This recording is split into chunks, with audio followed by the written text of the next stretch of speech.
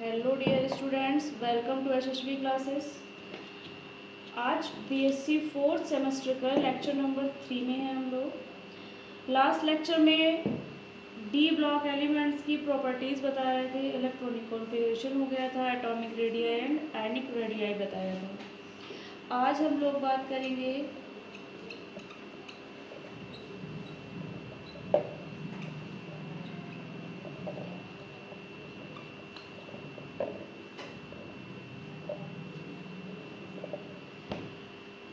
Atomic radii, ionic radii और electronic configuration. आपको last lecture में बता चुके हैं। क्या बताया था?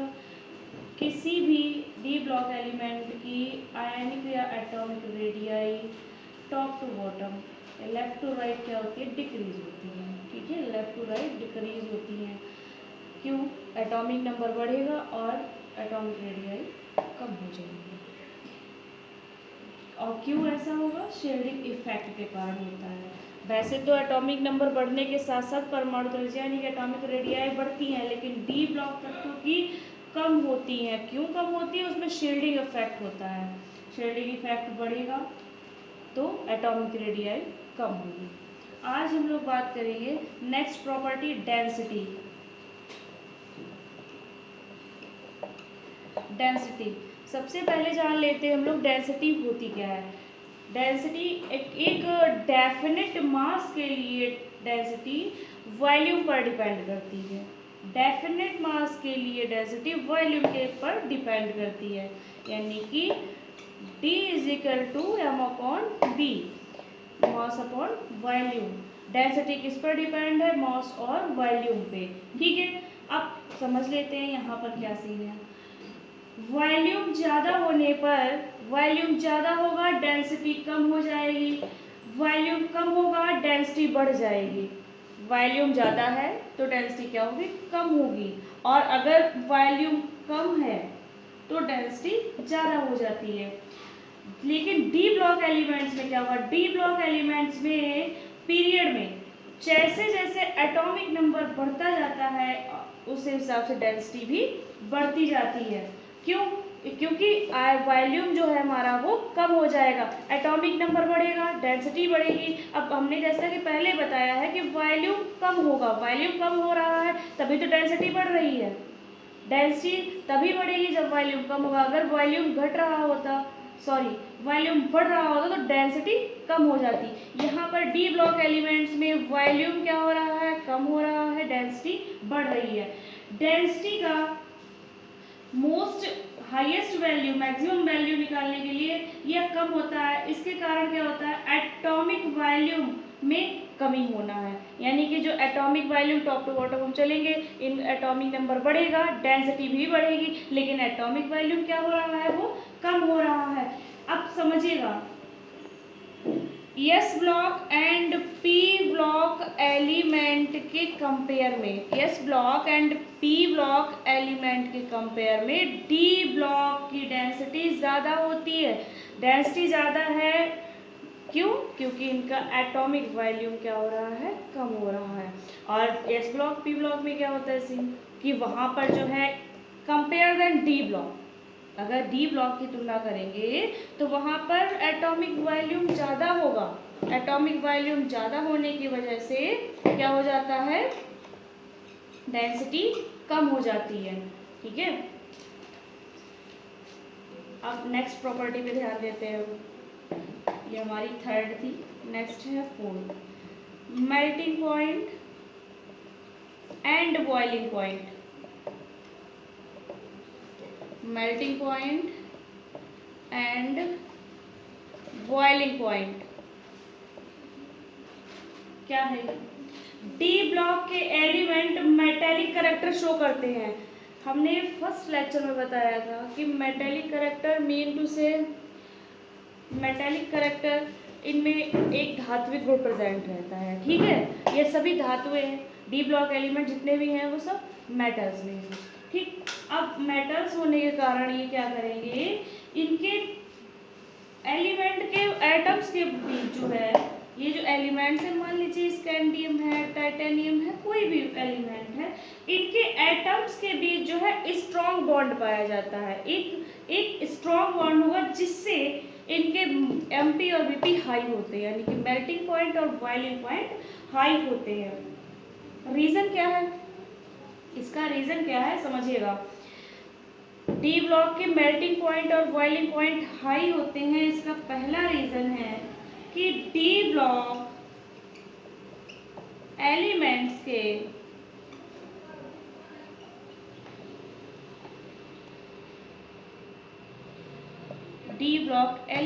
में स्ट्रॉन्ग मेटेलिक बॉन्ड बनता है। जो इनके बीच बॉन्ड बनता है वो स्ट्रॉन्ग मेटेलिक बॉन्ड बनता है।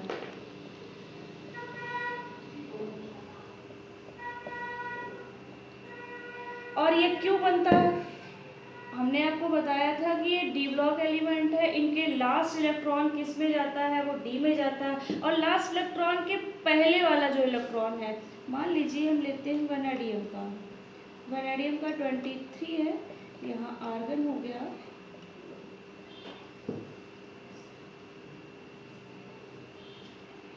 थ्री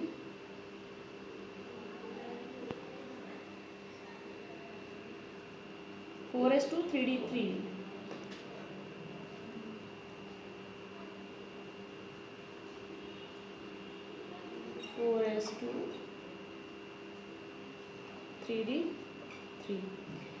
अब समझिएगा जरा, इन्होंने कहा है कि डी ब्लॉक एलिमेंट में स्ट्रॉन्ग मेटेलिक बॉन्ड बनता है। क्यों बनता है वो हम बता रहे हैं। इनके लास्ट सेल, हमारा लास्ट इलेक्ट्रॉन कहाँ गया है? 3d3 में। इससे पहले वाली क्लास में यानी कि 4s2 में इनके दोनों के बीच ओवरलैप होने के कारण बनता है। इनके दोनों के बीच ओवरलैप होता है। ओवरलैप तो आपको फर्स्ट सेमेस्टर में भी बताया गया है, यानी कि आपने जैसे क्रोमियम में ही देखा है कि 4s का एक इलेक्ट्रॉन 3d में चला जाता है, वो 3d5 बना लेता है और 4s बन रह जाता है। यानी कि इनके बीच का जो मेटेलिक कैरेक्टर है वो क्यों है स्ट्रॉन्ग मेटेलिक कैरेक्टर? क्योंकि लास्ट सेल से पहले वाले सेल में ओवरलैप कर जाता है। ठीक, दूसरा पॉइंट क्या है? डी ब्लॉक एलिमेंट्स के डी ऑर्बिटल में अनपेयर्ड इलेक्ट्रॉनों के द्वारा कोवेलेंट बॉन्ड बनता है। आयनिक और कोवेलेंट बॉन्ड के बारे में हम आपको पहले भी बता चुके हैं। यहाँ पर हम बात करेंगे डी ऑर्बिटल में अनपेयर्ड इलेक्ट्रॉन। अब जैसा कि आपने देखा था अभी वैनेडियम में ही 4s2 3d3 था। वी नो दैट कि डी ब्लॉक में 5 ऑर्बिटल्स होते हैं। ठीक है, अब यहाँ पर हमारे पास कितने ऑर्बिटल इनकम पे हाफ फिल्ड है? वो कितने हैं? 3, तीनों हाफ फिल्ड है। ठीक है, कह रहे हैं डी ब्लॉक तत्वों के या डी ब्लॉक एलिमेंट्स के डी कक्षकों में अनपेयर्ड इलेक्ट्रॉनों के द्वारा कोवेलेंट बॉन्ड बनता है। किसके द्वारा? अनपेयर्ड इलेक्ट्रॉनों के द्वारा। इसलिए इनके जो मेल्टिंग पॉइंट और बॉइलिंग पॉइंट होते हैं वो हाई होते हैं। ठीक है, कि इनके बीच स्ट्रॉन्ग मेटेलिक बॉन्ड बनता है। वो बॉन्ड क्यों बनता है? क्योंकि इनके लास्ट सेल से पहले वाला सेल जो होता है वो ओवरलैप बनाता है। ठीक, और दूसरा पॉइंट क्या है कि डी ब्लॉक एलिमेंट्स में डी ऑर्बिटल्स में अनपेयर्ड इलेक्ट्रॉन प्रेजेंट रहते हैं। अनपेयर्ड इलेक्ट्रॉन प्रेजेंट होने की वजह से वो कोवेलेंट बॉन्ड बनाते हैं। ये कोवेलेंट बॉन्ड बनाने की वजह से ही इनके बीच जो है क्या बन रहा है? एक high melting point and boiling point होता है। एग्जाम्पल से समझ लेते हैं। स्कैंडियम,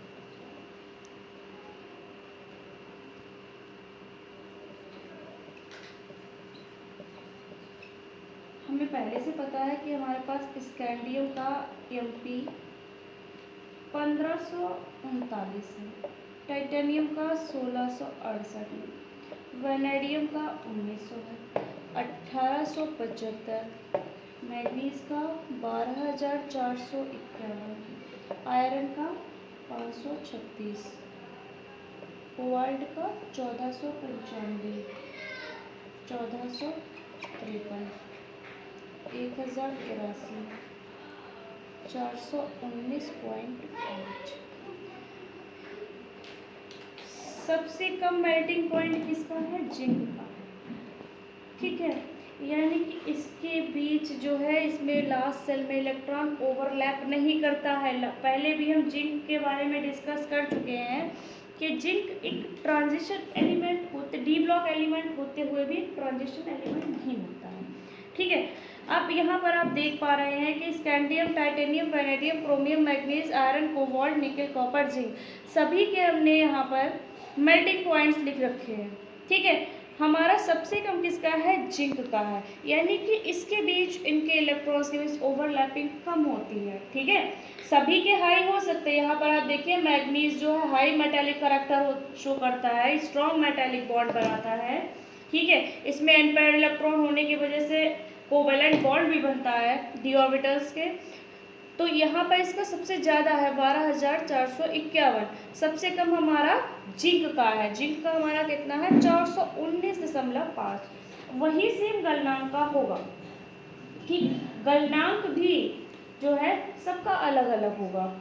हाईएस्ट हमारा यहाँ मैग्नीज का है। अगली हेडिंग पे ध्यान देते हैं, क्वथनांक पे, सॉरी, यानी कि boiling point. Boiling point scandium का, titanium, vanadium, chromium, manganese, iron, cobalt, nickel, copper, zinc. फिर से यहाँ पर आयरन और जिंक, इनका बॉइलिंग पॉइंट भी कम है, यानी कि मेल्टिंग पॉइंट कम होने के साथ साथ इनका बॉइलिंग पॉइंट भी कम है। जिसके जो दो कारण है वो हमने आपको पहले बताया, यानी कि इनके बीच जो क्या हो रहा है, इन दोनों में स्ट्रॉन्ग मेटालिक बॉन्ड जो बन रहा है वो कम स्ट्रॉन्ग, उतना स्ट्रॉन्ग नहीं है जितना इन सब में सबसे ज़्यादा स्ट्रॉन्ग बॉन्ड बन रहा है मैग्नीज में। ठीक है, फिर उसके बाद हमारा डी ब्लॉक में जो दूसरा बताया था अनपेयर्ड इलेक्ट्रॉन, तो इसमें जो है अनपेयर्ड इलेक्ट्रॉन प्रेजेंट नहीं है। किसमें? जिंक में। जिंक में अनपेयर्ड इलेक्ट्रॉन प्रेजेंट न होने के कारण इनके बीच जो है इनका बॉइलिंग पॉइंट और मेल्टिंग पॉइंट लो रहता है। अगली एडिंग समझते हैं।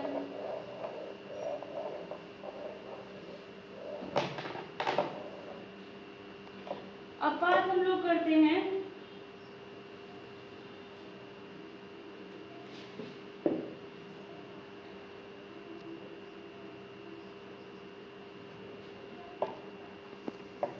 Standard electrode potential. Standard electrode potential.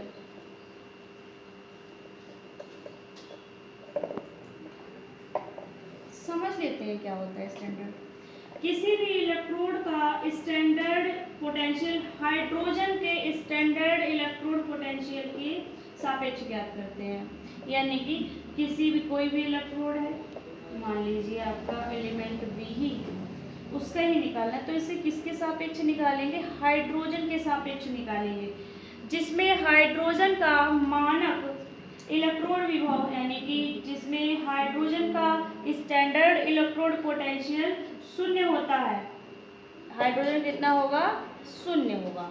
ठीक है, सभी डी ब्लॉक एलिमेंट्स के इलेक्ट्रोड्स का स्टैंडर्ड रिडक्शन पोटेंशियल भी हाइड्रोजन, यानी कि स्टैंडर्ड इलेक्ट्रोड पोटेंशियल और स्टैंडर्ड रिडक्शन पोटेंशियल जो है वो दोनों ही क्या होगा? हाइड्रोजन के सापेक्ष रहता है। ठीक है, याद रखिएगा। अब कुछ ऐसे ट्रांजिशन एलिमेंट्स होते हैं जिनका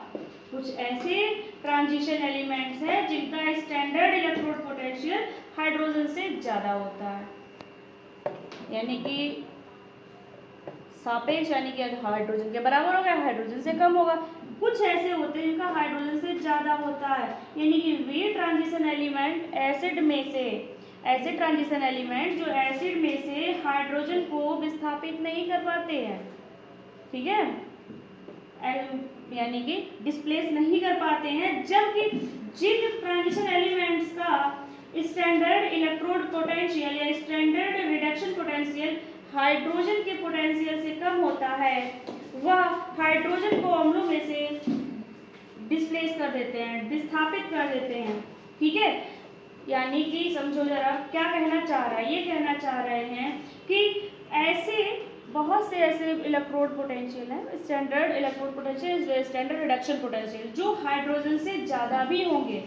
यानी कुछ ऐसे हैं जो हाइड्रोजन से ज़्यादा है, यानी कि उन्होंने एसिड को विस्थापित नहीं कर पाया। कुछ ऐसे हैं जो हाइड्रोजन से कम है, इनका मतलब यानी कि इन्होंने जो क्या है हाइड्रोजन को विस्थापित कर दिया है।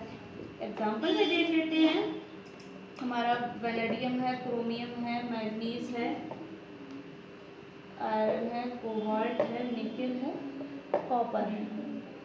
देखिएगा इनका जो है इलेक्ट्रोड पोटेंशियल -1.18, -0.91, 1.18, -0.44, -0.28, -0.25।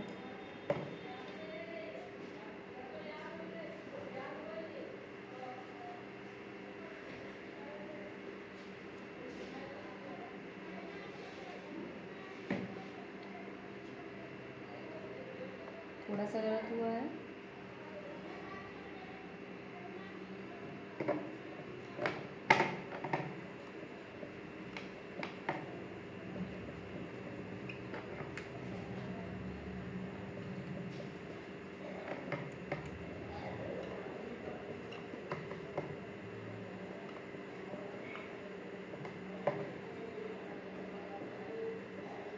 यानी कि जैसे जैसे एटॉमिक नंबर बढ़ता जा रहा है, इलेक्ट्रोड पोटेंशियल कम होता जा रहा है। ठीक है, यानी कि एटॉमिक नंबर बढ़ेगा, इलेक्ट्रोड पोटेंशियल कम होगा। इलेक्ट्रोड पोटेंशियल जो है वो कैसा हो जाएगा, कम हो जाएगा। ठीक है, अब जो हम समराइज कर लेते हैं आज क्या क्या। पहला हमने आपको डेंसिटी बताया है, दूसरा हमने आपको melting point and boiling point बताया है, तीसरा हमने आपको स्टैंडर्ड इलेक्ट्रोड पोटेंशियल बताया है। याद रखिएगा, डी पहले बता देते, डेंसिटी का सीन क्या था हमारे साथ। डेंसिटी जो है डी ब्लॉक एलिमेंट्स में एटॉमिक नंबर बढ़ेगा, डेंसिटी भी बढ़ेगी, लेकिन एटॉमिक वॉल्यूम कम हो जाएगा। अगर वॉल्यूम बढ़ता है तो डेंसिटी कम होती है। और मेल्टिंग पॉइंट बॉइलिंग पॉइंट में क्या था, इनमें क्या है, इनके एक मेटालिक कैरेक्टर शो करते हैं, मेटालिक प्रॉपर्टी शो करते हैं। इसके कारण क्या होगा, इन एलिमेंट्स के एटम्स के बीच जो है स्ट्रॉन्ग बॉन्ड पाया जाएगा। ठीक है, अब उसके दो कारण थे कि इनका हाई क्यों होता है, इनके डी ब्लॉक या फर्स्ट ट्रांजिशन सीरीज के melting point boiling point high क्यों होते हैं। पहला कारण था डी ब्लॉक तत्वों में स्ट्रॉन्ग मेटेलिक बॉन्ड बनता है, क्योंकि ये लास्ट सेल से पहले वाली सेल के डी ऑर्बिटल में ओवरलैप होने के कारण होता है। दूसरा पॉइंट था डी ब्लॉक एलिमेंट्स के डी ऑर्बिटल में अनपेयर्ड इलेक्ट्रॉन के द्वारा, यानी कि किसी भी डी ब्लॉक एलिमेंट में अनपेयर्ड इलेक्ट्रॉन जो है वो प्रेजेंट है, और अनपेयर्ड इलेक्ट्रॉन प्रेजेंट होने की वजह से उनके बीच जो है कोवेलेंट बॉन्ड बनेगा। ठीक, इसलिए इनके मेल्टिंग पॉइंट और बॉइलिंग पॉइंट हाई होते हैं। तीसरा हमने मानक इलेक्ट्रोड विभव यानी कि स्टैंडर्ड इलेक्ट्रोड पोटेंशियल क्या बताया कि डी ब्लॉक जितने सभी डी ब्लॉक एलिमेंट्स के इलेक्ट्रोड्स का स्टैंडर्ड रिडक्शन पोटेंशियल भी हाइड्रोजन के सापेक्ष, ठीक है, यानी कि मानक इलेक्ट्रोड विभव स्टैंडर्ड इलेक्ट्रोड पोटेंशियल हाइड्रोजन के सापेक्ष रहता है। कुछ जो होते हैं वो एसिड से हाइड्रोजन को विस्थापित कर देते हैं, कुछ नहीं कर पाते हैं। Thank you.